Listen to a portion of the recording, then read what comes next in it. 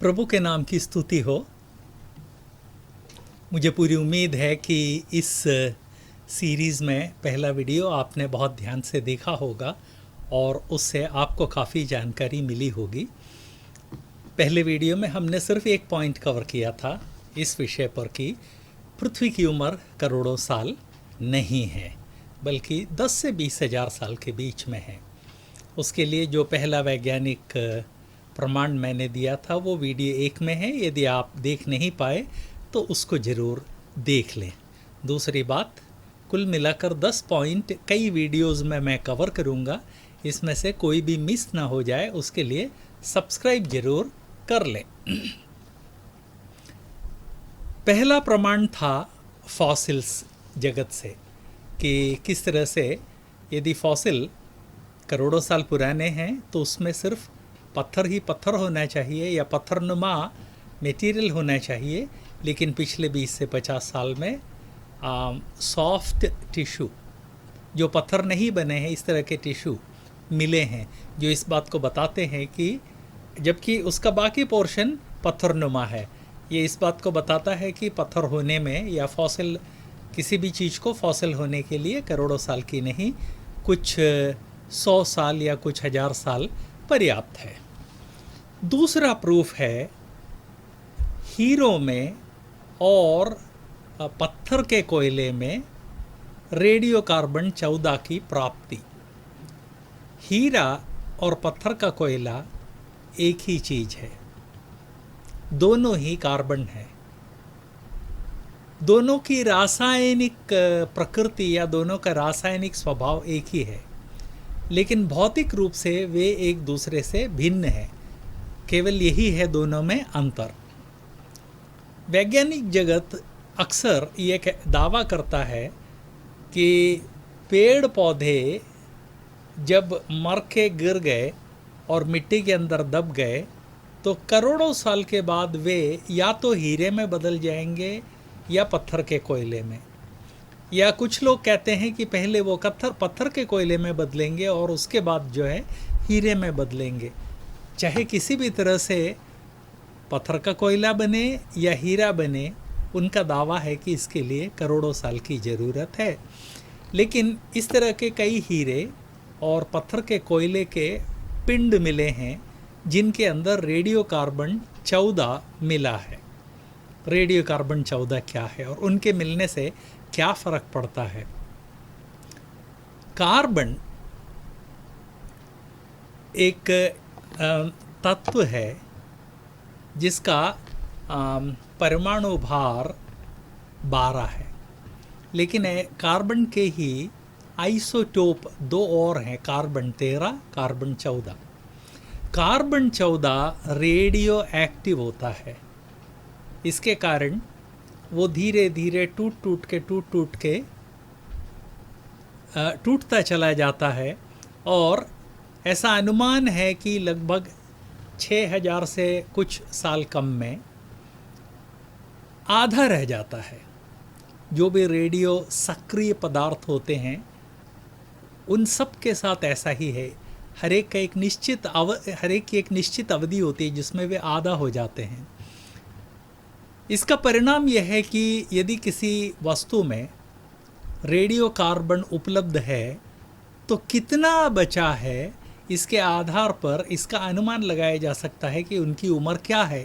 इसको carbon dating बोलते हैं।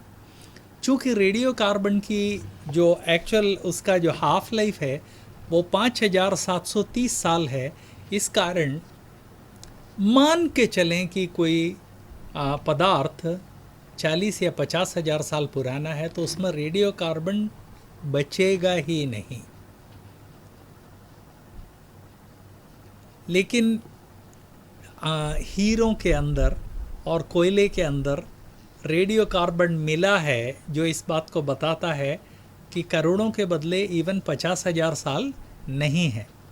दरअसल कहा जाए तो 20 हज़ार साल भी नहीं है, क्योंकि उनके अंदर जितना रेडियो कार्बन बचा हुआ है वो इस बात को बताता है कि वो 20 हज़ार से भी कम साल पहले के हैं। इससे ये बात स्पष्ट हो जाती है कि वैज्ञानिक जगत दावा करता है कि हीरों और कोयले के बनने में करोड़ों साल बने हैं, लेकिन हीरों और कोयलों के अंदर से जो रेडियो कार्बन मिला है वो इस बात को बताता है कि ये हीरे और ये कोयले 20,000 से भी कम साल पुराने हैं। इसलिए हीरे और कोयले के आधार पर पृथ्वी की उम्र को करोड़ों साल का नहीं बताया जा सकता, बल्कि 10 से 20,000 साल ही पृथ्वी की उम्र उसके द्वारा प्रमाणित होती है। उसी तरह से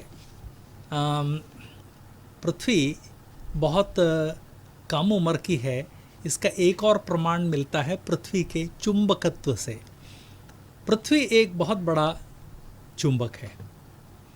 उस चुंबक के आकर्षण के कारण ही जो कंपास है वो हमेशा उत्तर दक्षिण दिशा में रहता है। हर चुंबक की अपनी शक्ति होती है। आपने खुद देखा होगा कि कुछ चुंबक बहुत कमज़ोर होते हैं, कुछ बहुत स्ट्रांग होते हैं। पृथ्वी का और चुंबक की जो आकर्षण शक्ति है उसको अपन नाप सकते हैं, उसको उसका चुंबकत्व या चुंबकत्व की शक्ति बोलते हैं। एक उदाहरण दूं,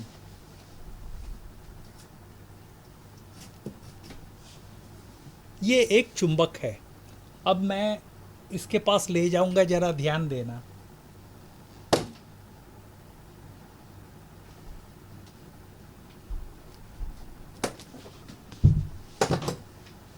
उसको खींचकर निकालने में कितनी मेहनत लगी, कितना बल लगा, आपने देखा। वो है उसकी आकर्षण शक्ति। तो पृथ्वी का जो चुंबकत्व है उसकी आकर्षण शक्ति को पिछले लगभग 150-250 साल से लोग नापते आए हैं और बहुत ही एक्यूरेट नापते आए हैं। और नापे हुए चुंबकत्व को या चुंबकत्व की शक्ति को एक ग्राफ पेपर खींचें तो एक बात एकदम से स्पष्ट हो जाती है कि पृथ्वी का चुंबकत्व या चुंबकत्व शक्ति वो नियमित रूप से कम होती चली जा रही है। यदि पृथ्वी करोड़ों साल पुरानी होती तो पृथ्वी में चुंबकत्व बचता ही नहीं।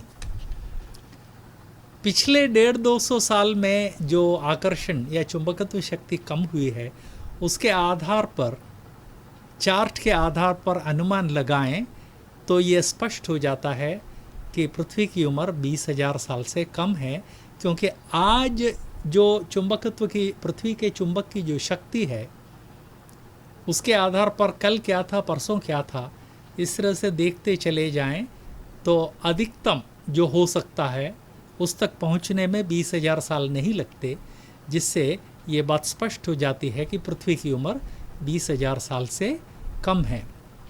तो मैंने पहले प्रमाण में फॉसिल के आधार पर, दूसरे प्रमाण में कार्बन, ये कोयले में और हीरे में रेडियो कार्बन 14 के आधार पर, और तीसरा प्रमाण पृथ्वी की जो चुंबकत्व शक्ति है उसके आधार पर आपको ये बात स्पष्ट कर दी कि पृथ्वी की उम्र 10 से 20,000 साल से अधिक नहीं है।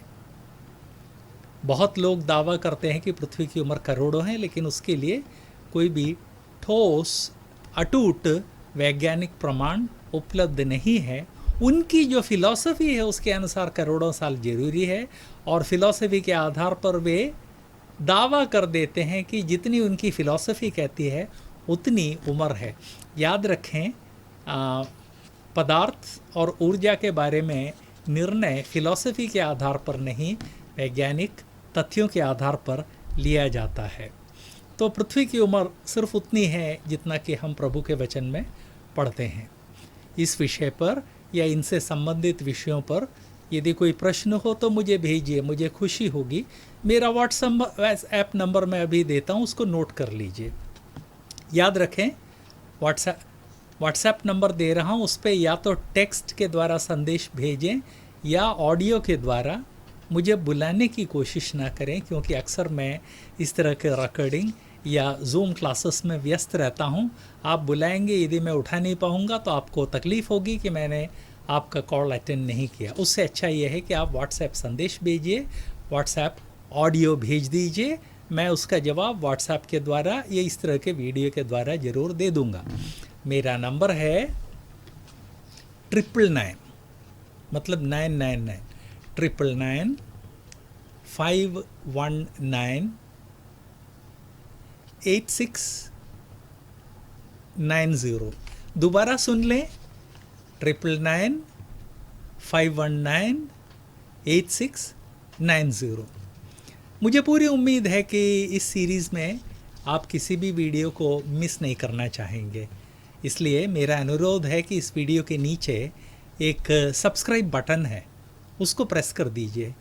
उसके बगल में आपको एक घंटी नज़र आएगी, उसको भी प्रेस कर दीजिए। उसका परिणाम ये होगा कि जब भी मैं कोई नया वीडियो पोस्ट करूँगा तो YouTube आपको अपने आप संदेश भेज देगा कि नया वीडियो आ गया है। तो सब्सक्राइब करना ना भूलें, अपने प्रश्न मुझे भेजना ना भूलें, और इस वीडियो पर अपनी टिप्पणी भी देना ना भूलें, लाइक करना भी ना भूलें, क्योंकि जितना आप लाइक करेंगे YouTube मुझे उतना अधिक महत्व देगा।